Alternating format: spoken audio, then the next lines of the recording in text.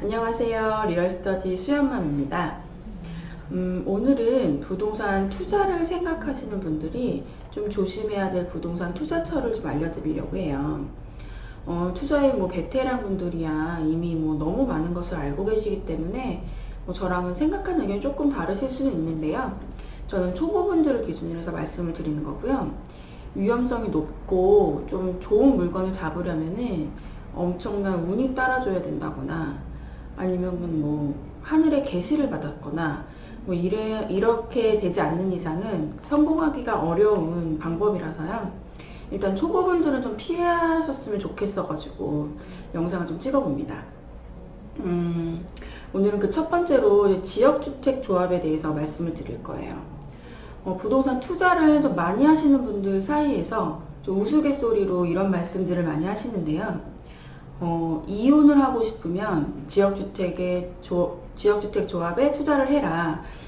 이런 말씀들을 우스갯소리로 많이 하시는데, 그만큼 이제 지역주택 조합이 투자를 하기가 매우 어렵다, 또 힘들다 라는 이야기를 하는 건데요. 그럼 이 지역주택 조합은 뭔가 한번 좀 알아보면요. 이 지역주택 조합은 일정한 자격을 갖춘 그 지역의 주민들이 조합을 구성을 해서 공동으로 토지를 매입을 한 다음에 그 위에 아파트를 짓는 제도인데요. 지역주택 조합원들이 모든 과정들을 직접 진행을 하고 그 구성원들한테 개발 비용을 받아가지고 진행을 하기 때문에 일반적인 개발 사업보다는 분양 금액이 좀 낮다는 그런 장점이 있죠. 또 청약 통장 같은 것도 필요 없고 또 선착순으로 이 조합원들을 모집을 하니까 빨리 들어가면은 내가 하고 싶은 동호수를 좀 지정을 해서 분양을 받을 수 있다는 또 그런 특징도 있고요. 물론 이 제도 자체, 이 취지 자체는 굉장히 좋고요. 개발 이익을 우리 조합원들끼리 누린다, 이런 구조이기 때문에 잘만 이용을 한다면 성공을 하기에는 좋은 투자 방법인데요. 이런 모든 제도들이 사람이 이용을 하는 거고, 또 그 안에서 이 좋은 제도를 악용하는 사람들이 많아져가지고 문제가 생기는 것 같아요.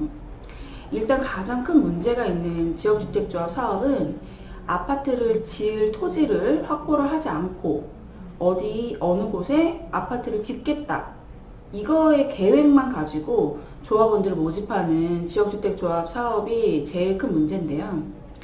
이렇게 되면은 결국 이 토지 대금이 확정되지 않은 상태예요. 이 개발 사업을 할 때 토지 대금이 굉장히 큰 비중을 차지하는데요. 그렇다가 보면은 처음에 이제 적정한 가격에 토지를 매입을 했다 그랬어도 확보되지 못한 토지를 좀 사들여야 되는 상황이 되기 때문에 점점 비싼 돈을 주고 토지를 매입을 해야 되는 상황이 발생을 하는 건데요. 이렇게 되면 토지 매입 가격이 점점 증가를 하기 때문에 당초에 조합에서 제시한 분양 가격이 좀 상승을 하게 되고, 이렇게 되면 추가 분담금이 발생을 하게 돼요. 또 매입이 원활하게 이루어지지 않을 경우에는 사업이 언제 끝날지 모른다는 그런 불확실성도 계속되는 거죠.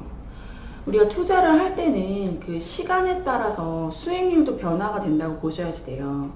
극단적인 예로 든다면 1,000만 원을 투자를 해서 한 달에 100만 원을 버는 투자랑 또 10년에 100만 원을 버는 투자랑은 굉장히 다른 것처럼요.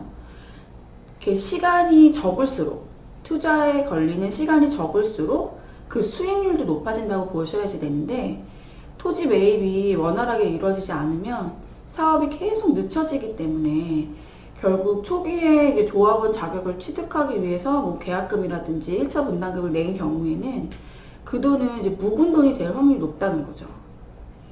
물론 주택법에서 정한 매도 청구를 행사할 수는 있어요. 사업 부지의 80% 이상 사용권을 확보를 하고 10년 이전부터 보유한 소유자들한테는 95% 이상 사용권을 확보를 해야지만 매도 청구가 발생이 되는데, 이 조건이 좀 굉장히 까다로운 편이죠. 사실상 이 요건에 해당될 만큼 매매 계약이 이루어지지 않는다면 그 지역주택조합 사업은 좀 원활히 진행되기는 어렵다라고 보시면 되고요. 만일 투자하시려는 지역의 지역주택조합 사업이 이런 매도 청구권을 행사할 수 있는 요건에 들어오는 토지를 매입을 하고 있는 상태다 라고 한다면은 일단 그 사업은 좀 합격선을 넘었다라고는 보는데요. 근데 이것도 좀 정확하게 직접 확인을 하셔야 돼요. 분양을 하는 사람들, 그러니까 조합원들을 모집하는 사람들은 이 요건이 확보가 됐다라고 이야기를 하는데요. 그래도 이제 계약서라든지 관련 서류를 좀 정확하게 확인을 하셔야 되고, 이 조합원들이 토지 사용 승낙서 이것만 받아놓은 경우가 많아요. 토지 사용 승낙서만 받은 상태에서는 이 정당 계약이 아니기 때문에 마치 토지를 매입한 것처럼 말하는 경우가 많이 있는데요. 매매 계약서나 이제 소유권 이전 등기가 없는 경우에는 매입 시까지 굉장히 오랜 시간이 걸릴 수 있어요. 그래서 좀 조심을 하셔야 됩니다. 그리고 두 번째는 이제 지역주택조합 사업은 조합원이 이제 주인이지만 그 업무를 대행해주는 업체가 있어요. 그래서 이 대행하는 업체가 이 지역주택조합 사업을 좀 좌지우지하는 경우가 있거든요. 그래서 이제 나쁜 마음을 먹는 대행업체가 이걸 추진을 한다고 하면은 당초에 이야기한 것보다 좀 분양가가 올라갈 확률이 높고요. 또 추가 분담금이 점차 늘어나는 경우가 많죠. 또 이 대행업체가 이 조합원들이 모집한 그 계약금을 들고 이제 날르는 경우도 있어요. 그런 경우는 이제 크게 조심을 하셔야 되죠. 또 유명한 시공사에서 시공이 확정됐다고 모집을 한 다음에 또 인지도가 없는 건설사로 변경되는 경우도 좀 비일비재하고요. 뭐 조합원이 별로 모집이 되지 않은 상태인데도 마치 마가 임박, 뭐 좋은 호실이 얼마 안 남은 것처럼 그렇게 허위 과장 광고를 해가지고 현혹시키는 경우가 많이 있으니까 좀 조심하셔야 됩니다. 그리고 세 번째, 일단 지역주택조합에 가입을 하게 되면 조합에서 이 탈퇴를 하기가 수월하지가 않아요. 지역주택조합 사업이 좀 지지부진해지고 기간이 길어진다고 한다면 내가 납입한 분담금이라도 좀 회수를 하고 싶은데 그러려면 조합에서 탈퇴를 해야 되는데 100% 회수하기에는 굉장히 어렵습니다. 이 세상이 이렇게 만만한 것이 아니기 때문에 이런저런 명목으로 100% 투자금 회수는 좀 어렵다고 봐야 되고요.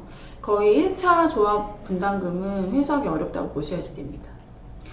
당장 지역주택조합에서 홍보하는 분양 금액은 저렴할 수가 있어요. 근데 이제 입주 때까지 추가 분담금을 내야 되는 경우가 많고 또 입주 시기도 이렇게 정확하게 확정이 된 게 아니기 때문에 결국에는 내가 입주할 때는 인근 아파트 시세랑 비슷해지는 경향이 많이 있어요. 우리나라의 경우에는 아파트에 투자를 좀 많이 하고 싶어 하시고 또 아파트 투자에 좀 많은 분들이 열을 올리고 계시기 때문에 어떻게든 또 저렴하게 내 집 마련을 하고 싶어 하시고 또 투자를 하셔가지고 또 시세 차익도 많이 좀 얻고 싶어 하시니까 이런 심리를 많이들 이용을 하시는 거죠.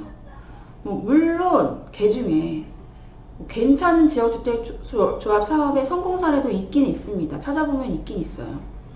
근데 굉장히 그 사례를 찾기가 어렵고 또 위험성이 크다는 거. 내가 투자를 한 그 지역주택조합 사업이 성공을 할 확률이 굉장히 낮다는 거. 그거를 좀 알아두셨으면 좋겠습니다. 부동산 투자가 참 어려워요. 공부할 것도 많고 알아봐야 될 것도 많고. 근데 이제 천리길도 한 걸음이라는 생각을 좀 하시고 하나씩 작은 거부터 시작을 해보세요. 처음부터 너무 큰 욕심을 내신다고 하시면 좀 큰 탈이 날 확률이 높고요. 작은 것부터 하시다 보시면 언젠가 좀 고수가 되지 않으실까 그렇게 생각을 합니다.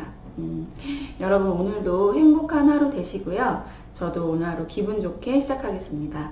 영상 봐주셔서 감사합니다.